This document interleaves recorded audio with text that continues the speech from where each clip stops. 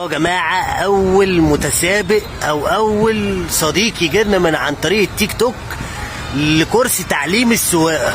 طبعا الراجل جه وكان موافق على كل الشروط بتاعتي، منهم شرط خابور في فرد 2000 جنيه. طبعا جه وعمل حاجه غريبه، والراجل ده محترم قوي، طلع 10000 جنيه، قال لك وارد يحصل اي حاجه في المكنه، بالله عليكم خلي معاكم الفلوس دي ما تشيلوها غير لما اسلم المكنه خالص. اهو هيديهم للوسط اهو يا جماعه، اهو يا جماعه، اهو الفلوس اهو يا جماعه، مفيش اي حاجه. الناس اللي بتشتكي وبتقول لك ليه 2000 جنيه في خابور وبتاع، انت مش فاهم حاجه. انا بديك مكنه ب 60 ولا 70 الف جنيه وفيها موتور ب 30 الف جنيه، انت فاهم، وبعلمك عليها. دلوقتي متاح 600 954 وفي واحده هورنت جايه اهو بالوسطى، بيديله كل القواعد. طبعا بقى هو يعني قلنا له يبدا ب 600 وبتاع 954 لان هناك دي ما شاء الله